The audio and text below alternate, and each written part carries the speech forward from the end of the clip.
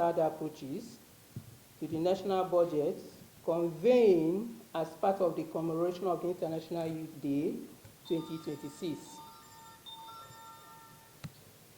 On behalf of Plan International and our partners, particularly the Office of the SA, to the President on Youth Initiative, and UN Women, I sincerely appreciate your presence and your commitments to advancing a stronger financing framework for young people in Nigeria. This conversation comes at an important moment. Nigeria is a young country. Our young population represents one of the greatest assets. But the size of our youth population alone does not guarantee development. The question is whether we are creating the investments, opportunities, institutions, and enabling an environment that allows young people to realize their potential and contribute meaningfully to national development. And this is why we are here today. For many years, our conversation around youth development have focused on programs and initiatives for young people. Today, we are asking a more fundamental question. Are we budgeting for young people in a way that reflects their realities, their priorities, and aspirations? Are we doing that? It's a question to all of us seated here today. Are we doing that? Therefore, financing youth development cannot be the responsibility of only the ministry responsible for youth affairs. Youth development is a whole of government, and which a whole of government whole of a society responsibility. This means that when we talk about a youth-centered budget, we are not necessarily talking about creating a separate budget for young people. We are talking about understanding how the entire national budget affects young people.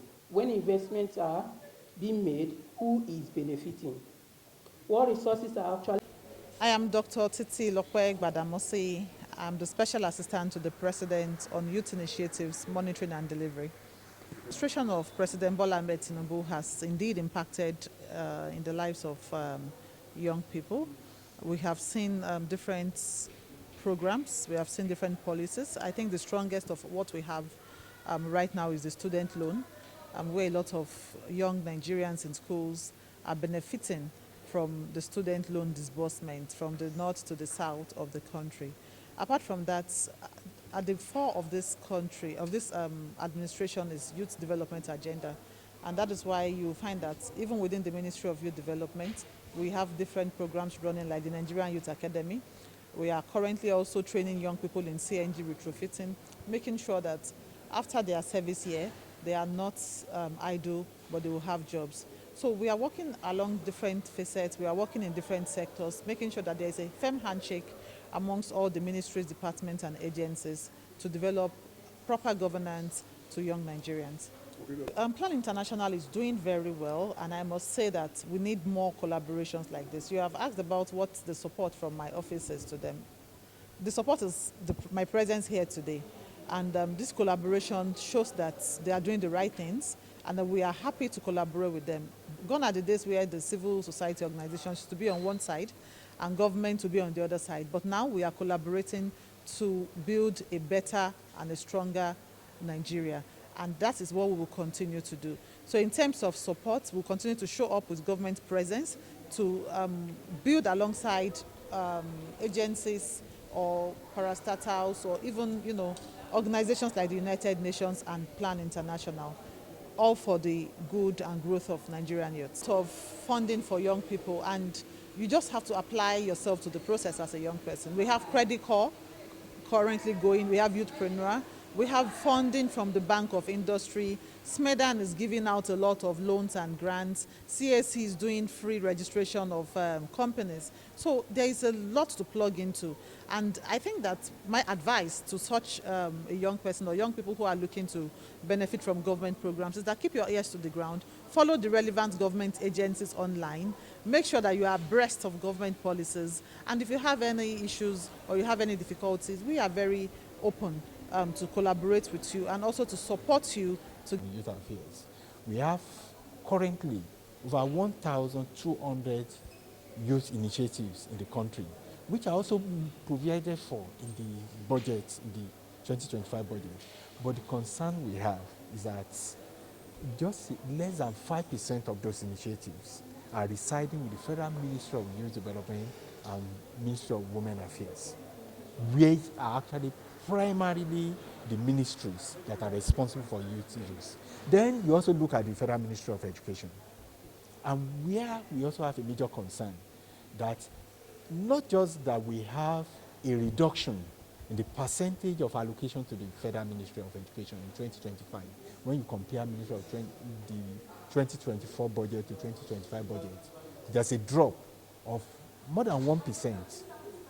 Now, what we also have is that 80% of that allocation is allocated to bricks and mortars, to infrastructures. We also don't have situation where we pay attention to the software component. What are those things that keep children out of school? We are not thinking about it in our budget. We did not make provision for it. What also aid learning in the classrooms are also not provided for sufficiently in the budget. And these are some of the concerns that we have. And then you also talk about the issue of inclusion. You have a budget that is huge, over 50 billion, and you have less than 2 billion allocated to girls' education in the country, when girls constitute about half of the population of children in school. So these are also some of the concerns that we have. And then speaking about inclusion, the issue of children with disability are not also sufficiently catered to that budget. And those are major concerns that we have. And we think it is important that we also start looking at these issues. Then the budgetary process itself. Abuja to celebrate the International Youth Week, which is a national dialogue for the national development youth funding. And the essence of us gathering here as young people is to push out our narrative out there that young people should be financed for their development, not just brought to the table, but that funding should be disbursed out from the national level to youth all across Nigeria.